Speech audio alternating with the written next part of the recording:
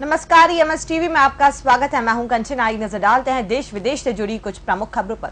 BJP नेता लाल कृष्ण आडवाणी की अध्यक्षता वाली लोकसभा की अध्यक्ष कमेटी ने कांग्रेस उपाध्यक्ष राहुल गांधी को नोटिस भेजकर पूछा है कि क्या उन्होंने कभी खुद को ब्रिटिश नागरिक घोषित किया था। बीजेपी नेता सुब्रमण्यम स्वामी ने पिछले साल नवंबर में इस मामले को उठाया था और प्रधानमंत्री नरेंद्र मोदी को पत्र लिखकर राहुल गांधी की भारतीय नागरिकता और संसद की सदस्यता खत्म करने की मांग की थी। स्वामी ने दावा किया था कि राहुल ने लंदन में एक प्राइवेट कंपनी चलाने के लिए खुद को ब्रिटिश नागरिक बताया था। राष्ट्रीय स्वयंसेवक संघ की तुलना ISIS से करने वाले कांग्रेस नेता गुलाम नबी आजाद के बयान का मुद्दा बीजेपी आज संसद में उठाएगी। सूत्रों के मुताबिक आजाद से माफी की मांग होगी। इस बयान को लेकर बीजेपी काफी नाराजगी जाहिर कर चुकी है। तुर्की के राष्ट्रपति रेचेप तैयप एर्दोगान ने अंकारा में हुए बम धमाकों के बाद वादा किया है कि चरमपंथ के खिलाफ उनकी जंग जारी रहेगी। उन्होंने कहा कि आत्मघाती हमलों से तुर्की के सुरक्षा बल और मजबूत होंगे। हाल के महीनों में राजधानी अंकारा पर इस तरह का ये तीसरा हमला है।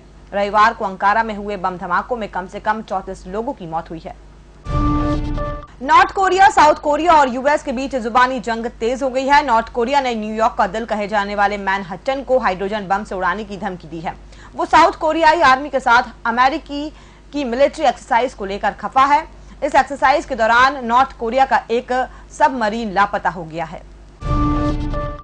दूरसंचार उद्योग के संगठन COAI ने कहा है कि वित्त विधेयक 2016 में स्पेक्ट्रम आवंटन को सेवाओं के दायरे में लाए जाने से दूरसंचार कंपनियों पर 77,000 करोड़ रुपए का कर बोझ बढ़ जाएगा। उन्होंने कहा कि यदि इस बोझ को उपभोक्ताओं पर डाला गया तो ग्राहकों को ऊंची शुल्क दरें चुकानी पड़ सकती हैं। और फिलहाल बुलेटिन में वक्त है एक छोटे से ब्रेक का। ब्रेक के बाद हम जल्द हाजिर होते हैं। पूरे मध्य प्रदेश की लड़कियों को हमारी सरकार पढ़ाएगी। लड़की पढ़े, समाज बढ़े। आओ बनाएं अपना मध्य प्रदेश। ब्रेक के बाद एक बार फिर से आपका स्वागत है। बढ़ते हैं खबरों की ओर। Tamim Iqbal T20 international match में शतक जड़ने वाले बांग्लादेश के पहले बल्लेबाज बने, जिसे टीम ने ICC विश्व T20 के बारिश से प्रभावित पहले दौर के ग्रुप A मैच में ओमान को डकवर्थ लुईस पद्धति के तहत 54 रन से हराकर अजय रहते हुए सुपर 10 में जगह बनाई। शहरी सीमा से सटे इलाकों और ग्राम पंचायतों में अब बिल्डिंग परमिशन आवेदन करने के 45 दिन के भीतर देनी होगी। इससे एक भी दिन ज्यादा हुआ तो ग्राम पंचायत सचिव के खिलाफ कार्रवाई हो सकती है। पंचायत और ग्रामीण विकास विभाग की इन सेवाओं को मध्य प्रदेश लोक सेवाओं की गारंटी अधिनियम में शामिल कर लिया गया है। साथ ही समय सीमा तय करके अधिसूचना भी जारी कर दी गई है। इंदौर में आंगनबाड़ियां प्ले स्कूल को टक्कर दे रही हैं। सभी बच्चे यूनिफॉर्म में आते हैं, लंच से पहले वॉश बेसिन में हाथ धोते हैं, सेंटर टेबल पर मध्याह्न भोजन करते हैं और खेल खेल में पढ़ाई करते हैं। जिले की 725 आंगनबाड़ियों में से 15 में नवाचार लागू किए गए हैं। 40 आंगनबाड़ियां आदर्श बन चुकी हैं। 2 साल में 10,000 नए बच्चे आंगनबाड़ियों में पहुंचे हैं। ये सब हो रहा है लोगों की मदद से। इन दिनों करीना कपूर के साथ अपनी आने वाली फिल्म की एंड का को लेकर सुर्खियों में छाए अर्जुन कपूर एक बार फिर अपने अफेयर्स को लेकर चर्चा में है। इसके इतर इनको लेकर इस बार सुनील शेट्टी की बेटी आथिया शेट्टी को डेट करने की खबरें भी सामने आ रही हैं। जी हाँ, ये बिल्कुल सच है। इन दिनों सुनने को मिल रहा है कि अर्जुन कपूर कर रहे हैं डेट एक्ट्रेस आथिया शेट्टी को।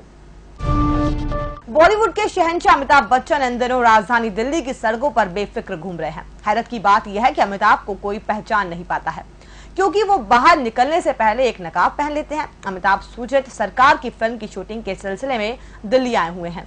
अमिताभ ने एक ब्लॉग में ये अनुभव और कुछ तस्वीरें शेयर की हैं, जिसमें वो खाकी रंग की पतलून, ढीली कमीज और अपना आधा चेहरा ढके हुए दिखाई दे रहे हैं।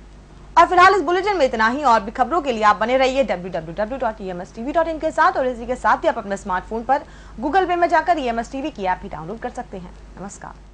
सुख का दाता सबका साथी, शुभ का ये संदेश है।